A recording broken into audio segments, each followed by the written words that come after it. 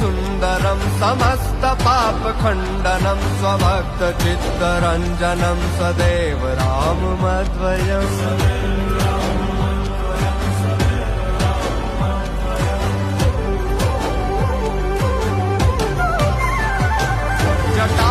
जटाकलापशोभितं समस्तपापनाशकं स्वभक्तभीतिभञ्जनं भजे राममद्वयम्